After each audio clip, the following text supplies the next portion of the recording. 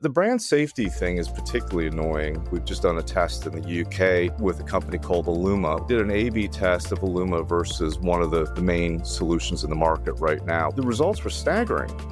I mean, just unbelievable. I'd say about 54% of the articles that got blocked was unequivocally brand safe. Welcome to Time for a Reset, the marketing podcast that gets behind the thinking of the industry's sharpest leaders, shaping the world's most iconic brands. We ask the big questions. What does it take to drive real change? How do you stay ahead when the rules keep evolving? From shifting consumer expectations to marketing seat in the boardroom, every episode dives into what's working, what's not, and what's next. Expect smart conversations, real-world insights, and a bold perspective on modern marketing leadership. Let's hit reset and turn strategy into action. Now, into the conversation. Welcome to Time for a Reset. I'm your host for today, Fiona from Overline, and with me I have the wonderful Norm Johnston from Corp. Hi, Norm, lovely to have you on. Thanks, Fiona. Great to be here. Looking forward to this. So just by way of background to our listeners, Norm's been in the industry for quite some time and has a pretty storied career. So Norm's got quite a storied background. Has worked on the agency side and on the publisher side. He'd been at Publicis. Norm, you joined there at Mindshare as the Global Chief Digital Officer, I believe, and then went into the strategy side of the house, which is an enormous brand, and I imagine got you quite a bit of exposure globally to different types of brands and clients. Norm then went on to be the CEO at Unruly, working in the premium video space. You then moved on to News Corp, where you've been for quite some time, I believe. Norman has worked all over the world with them, so been with the Times and Wall Street Journal in New York. Norm, maybe if you want to give us a bit of a background to the listeners on what you're doing now at News Corp. Yeah, thanks, Fiona. Great to be here. It's been great. It's been 5 years at News Corp. It's such a big, marvelous company. There's never a dull day. It's always something different. We have so many different assets, ranging from Realtor.com, a real estate business, HarperCollins, the book publisher. You mentioned the Times, the Wall Street Journal, the Sun, the New York Post, the Australian, news.com.au. We've got Talk Sport, Virgin Radio. So there's a lot of really interesting assets out there. My job is external and internal. So external, when we have agencies or global advertisers that have a particular opportunity, or it could be the World Cup or a particular problem, is to help them really configure a solution out of all those wonderful assets. And then internally to help the company think about important things like AI and data and video and where we should go with the future of advertising. It's an interesting time to be in publishing right now, Norm, isn't it? Especially in a world where there's a lot of user-generated content, a lot of social media content, where news is pretty important in this day and age. So we're going to talk to you a little bit today about brand safety in a news world where it's become more important than ever, I would say. So if you're going to hit the reset button in the industry, you sort of said to us it was around brand safety. Anything else that you would hit the reset on in the news space today? Well, I think it's great to be part of a news organization because I think it's incredibly important for society. So when I go into work every day, I feel like I'm fighting for journalism and independent reporting and to a certain extent the future of democracy. So so it's good to come in with a real passion and a reason for going to work. And it's very interesting times. We'll get into the brand safety stuff, but just with AI and getting our arms around the world of Gen AI and what's happening in that space, which is moving so fast, evolving so quickly. And with it, there's some great opportunities, but also some challenges, not the least being, how do we make sure that we have provenance and we get compensated for the value of the journalism and the content that we create, which historically has not always happened online, as you know. And hence, if you read the news, you'll know that we have a lawsuit with Perplexity, but we're also having great conversations and have done a partnership with OpenAI and others. So we feel very strongly about that. But there's also pretty significant challenges with things like Google overviews and the changes in consumer behavior, which most people probably listening to this podcast have experienced. Once you've used an overview, it's kind of hard to go back to regular search because you, in most cases, get your answer pretty succinctly through it. So the whole concept of Google Zero and declining traffic is, if you look at the reports online, these are publicly available reports. The traffic declines have been pretty significant for the news industry. Ranging from the 7% to 30% declines in traffic.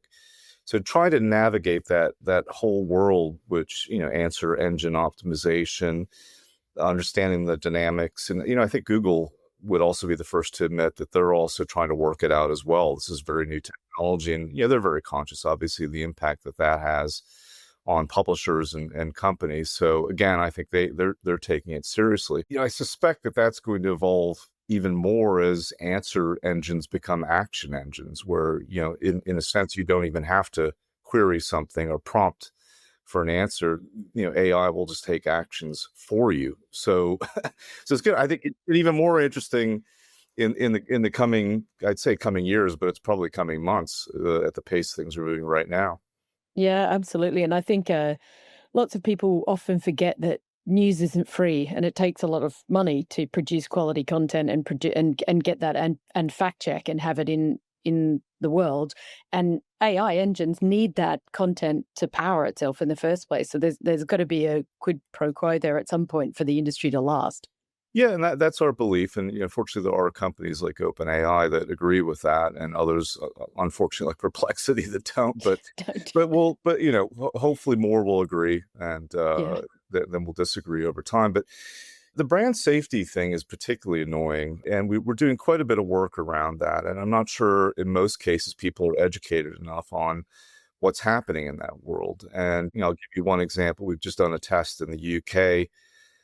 With a company called Illuma, which is, again, AI. So this is an opportunity to use AI to have a better contextual understanding of the semantics in an article. And we did an A/B test of Illuma versus one of the main solutions in the market right now, one of the big scale players. I won't get into the name. And the results were staggering. I mean, just unbelievable. I'd say about 50%, I think it's 54% of the articles that got blocked. And once an article gets blocked, the value goes down significantly, CPM wise. Yeah. Was about 54%, over 50% of what was being blocked was unequivocally brand safe. It was, we had an article in the Times newspaper around winemaking in the days of Troy, 1500 BC, I think. And it got blocked for drugs. So, which is not good for us, because a very good piece of journalism. Yeah.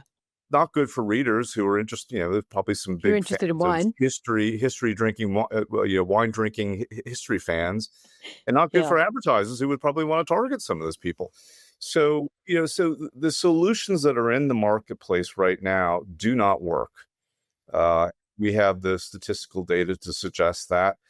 And I don't think they're bad people, but they're sitting on technology that is not doing any favors to advertisers, consumers, and journalists. Yeah, well, and it's effectively started funneling more and more media to social media platforms, which are not exactly the most brand safe environments in this day and age in themselves. So it's the irony. The way you need to think about it is that within newspapers, we're legally held accountable for what we publish. It's editorially controlled. And you have these social environments that it's in many cases a free for all.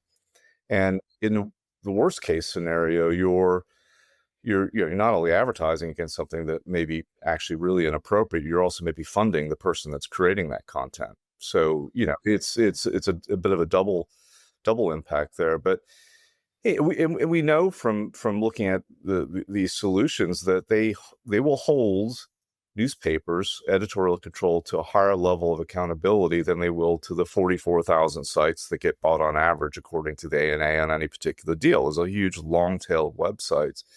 So you have this irony that a porn site may be rated as more brand safe because it's not being validated than a news site. And all this goes back to what you were saying around democracy and the importance of independent journalism. And we know from Northwestern University, for example, my alma mater, so I had to get that in there. We've done a big research on news deserts. 7% of local communities in the U.S. have no local news coverage anymore. And there's a direct causation between that and a decline in voting, a decline in accountability, and a rise in governmental crime. So it's a real issue. And back to your point of, people getting content off of TikTok and some of these other environments it's misinformation.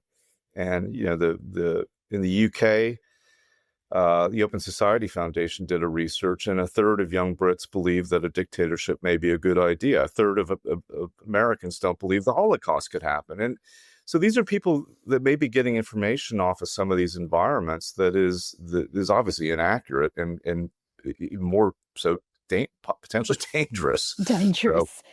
So, Norm, what can some of the brands do to help? Because clearly you hear a lot of brands talking about this and wanting to invest in good quality journalism, good quality sites to make sure that their brands are aligned, but both with their own brand values, but also with what is resonating in society at the time. How can they get more involved in the actual issue of brand safety? Because there's definitely people out there that are making comments about why is so much of the journalism on known operated sites by editorial teams being blocked. Why can't I get my hands on it? And are normally going directly to the publisher to try and do some level of deals, but then don't really understand at the back end of that there's a lot of quality content being blocked. How can they get involved to kind of unstick some of this inventory that's just sitting there waiting to be bought? Well, there are some companies that have really leaned into this. Stagwell, I call out, has done a really good job of doing a lot of research around this area. Some of the other agencies, including yours, have been very supportive as well. I think it's an education piece. I don't think they realize this is actually happening. I think moving away from open market long tail buying into PMPs and creating a curated set of inventory that they know they can trust. Some of the Stagwell research has been really good because it suggests that people, I think the great fear is if you advertise next to, let's say, an article around Russia, Ukraine, which, by the way, we have journalists on the ground reporting there. I think most people want to know what's going on. But people don't make an association between an ad being next to that content and somehow the brand supporting a war. They just don't make that. And Stagwell did some very interesting A/B research on that across a whole range of brand metrics of ads next to that content versus more innocuous content. And the numbers were the same. There was absolutely no material difference at all. So I think it's that. And I think it's also just, an understanding that it's not just about being good for democracy. It actually works. Like if you look at any of the research out there, you get incremental reach. So about 25% of the U.S. population are news junkies. They're highly educated. They have a greater propensity to spend. Average income's over 100K a year in U.S. dollars.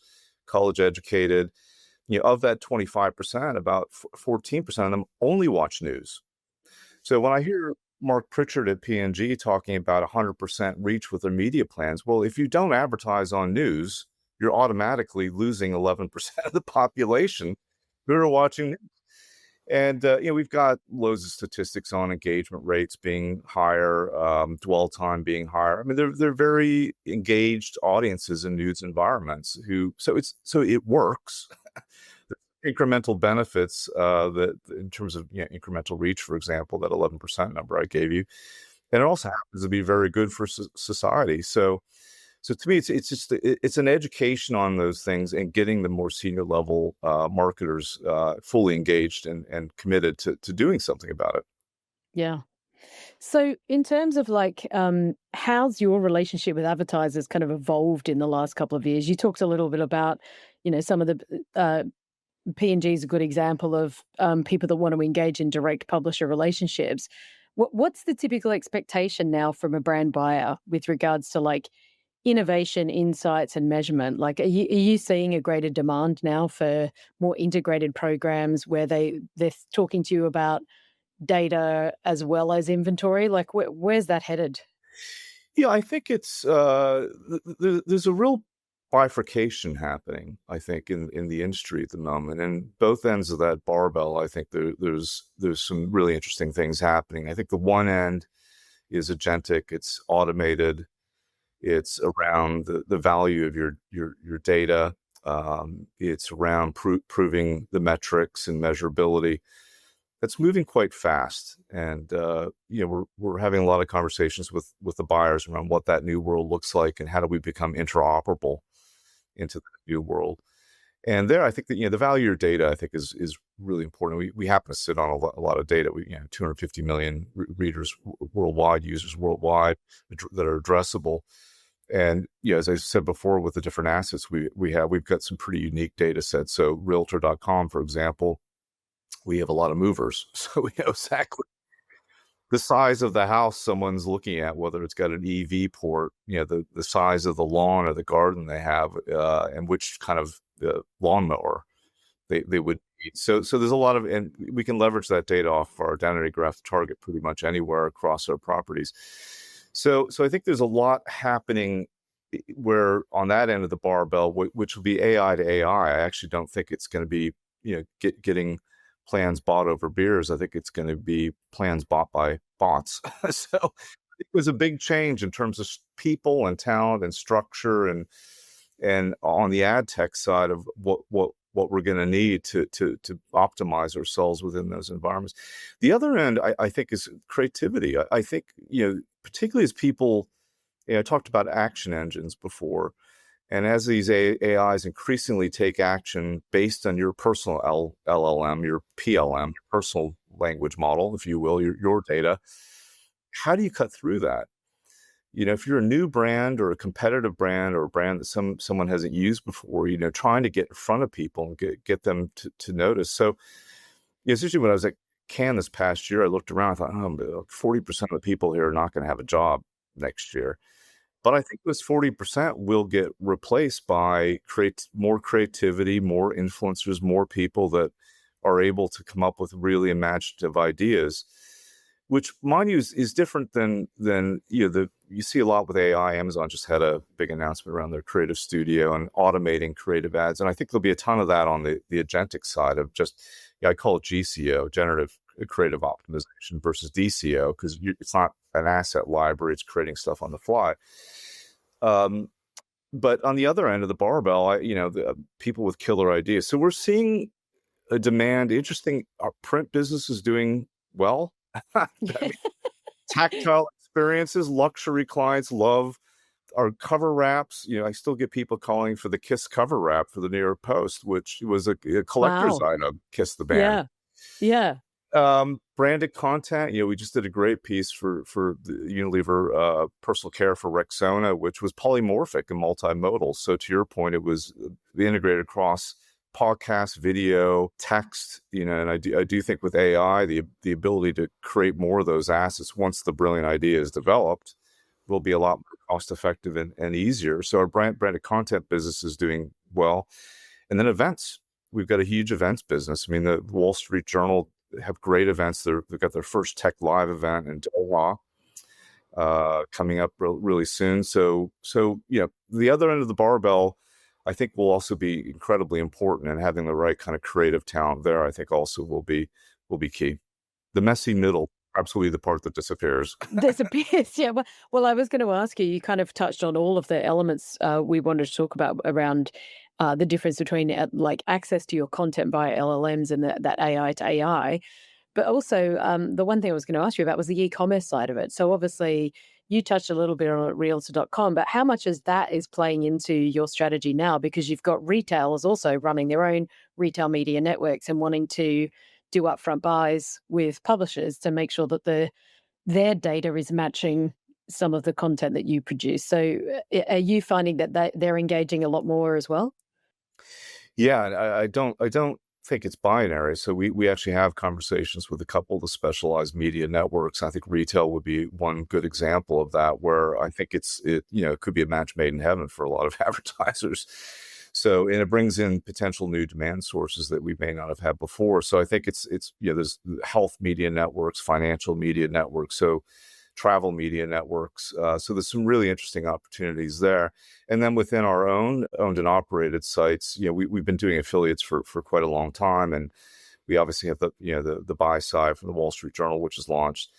And we know, from the data that we have, that people go to our sites to research products. We have a huge influence that I don't think always gets attributed, because often the purchase will happen later on the click stream. So for us, that's a big opportunity. And we've done some really interesting work, for example, with a company called Voodoo around shoppable video and actually selling Moet champagne through video ads. So the one danger that I remind people is that starting to compare us to an Amazon or Walmart, I think, is a bit dangerous. I mean, from my own personal experience, I will often research things, but still go to Amazon because I've got Prime and I will get it immediately the next day.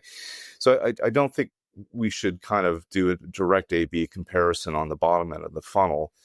And we should just make sure people keep in mind that we actually are a full funnel player. We have such a tremendous, important role to play at the very top, all the way through, but adding that little extra bit at the end which is good for our users. If they want to buy something, that's great.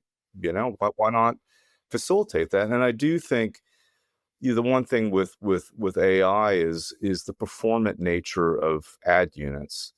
I think people are just going to expect more, and chatbots, if you will, but on steroids. So this idea of like a synchronous conversation within a chatbot that you can book a test drive on a car in the advertising unit itself, or you can get a sample of something, or you can buy something simply by typing into the ad unit. So I think not only on the targeting capability and the metrics, but also just the actual ad units themselves, I think will be a lot more performant moving forward.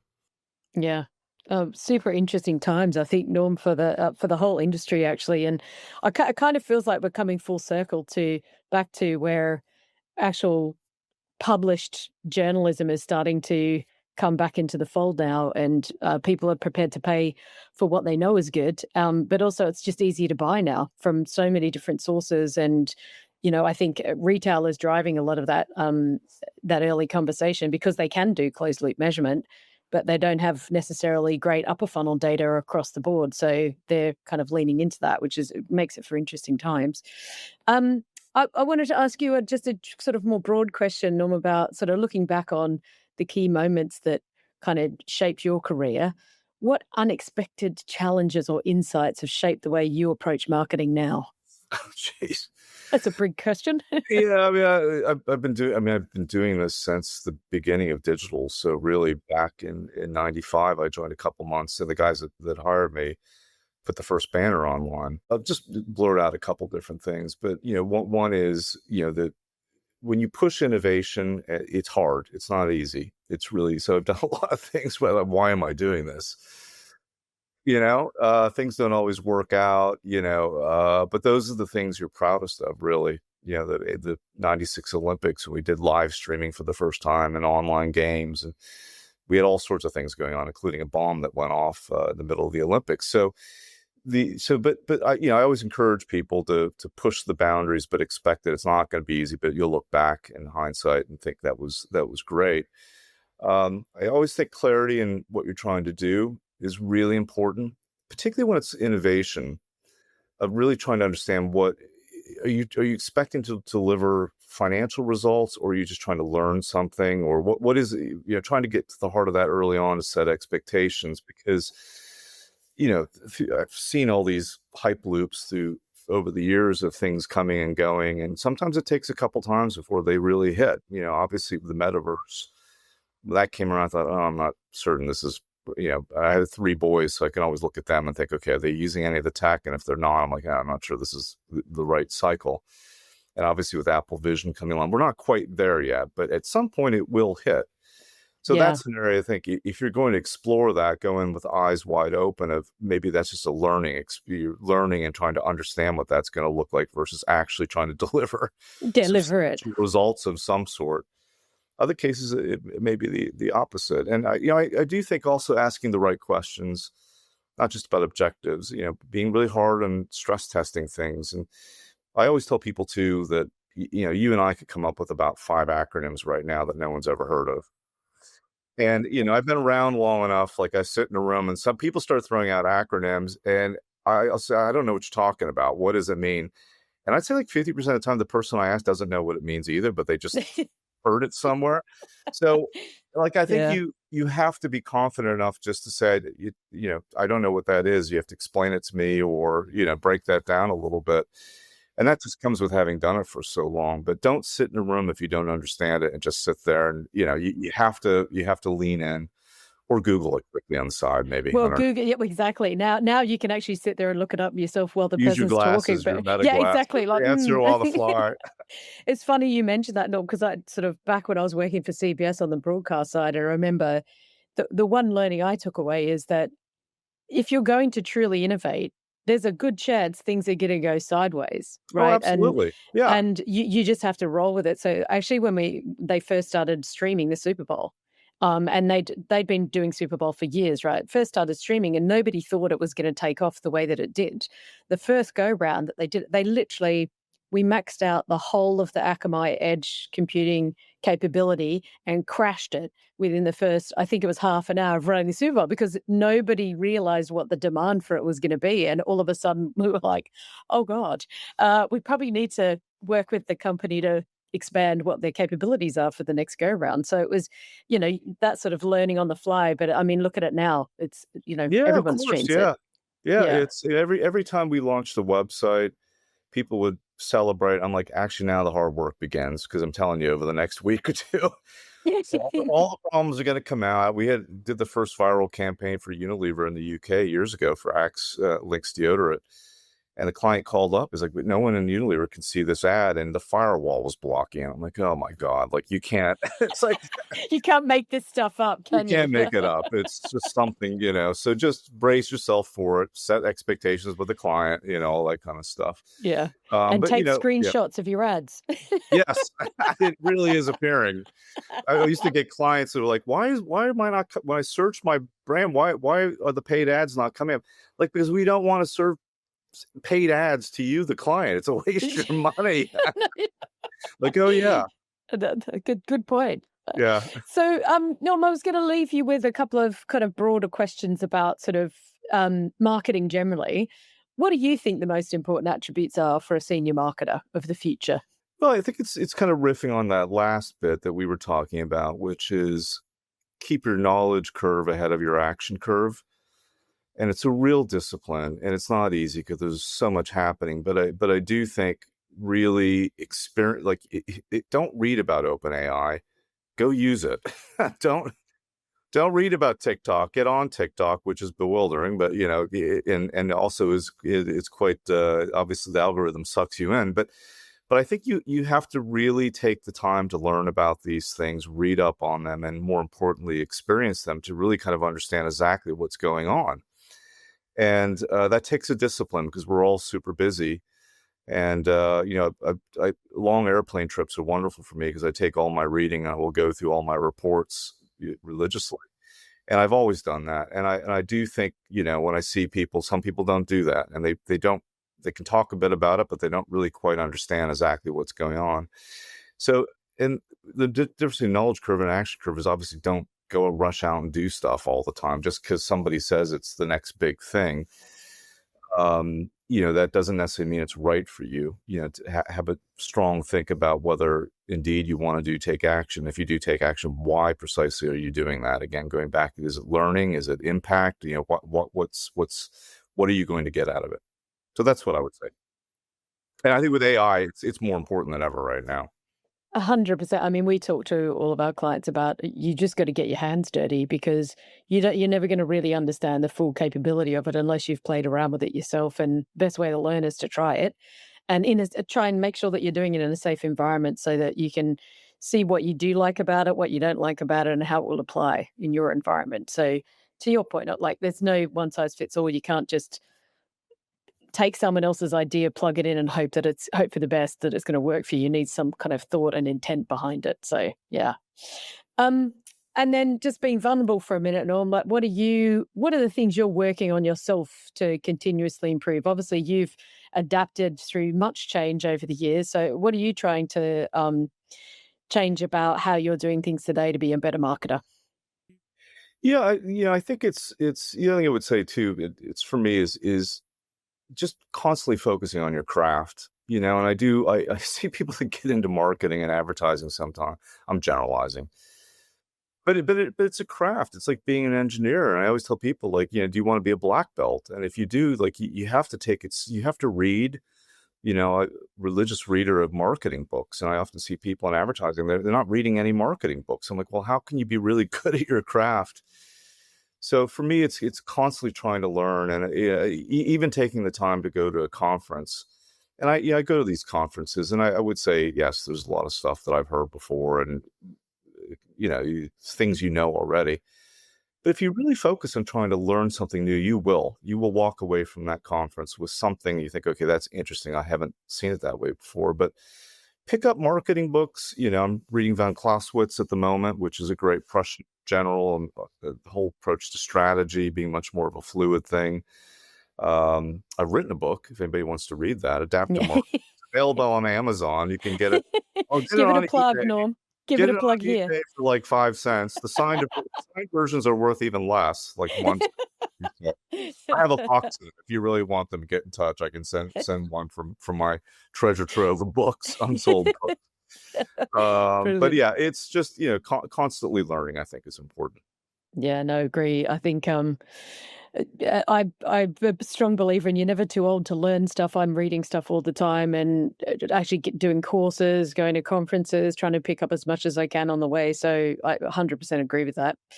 Well, Norm, thank you so much for your time today. This has been fantastic. Really great to hear more about the other side of the fence. We're normally talking to brand marketers and retailers, so it's good to get the perspective of a publisher in this scenario, which is fantastic. Thanks for coming on. Thanks so much, Fiona. Thank you. Really enjoyed it. Thank you so much. Thank you. Appreciate it. Thanks for listening to Time for a Reset. If you got something out of today's episode, share it with a colleague or drop us a review. For more sharp thinking and practical tools to help you lead modern marketing, follow us wherever you get your podcasts. Until next time, hit the reset button and get change over the line.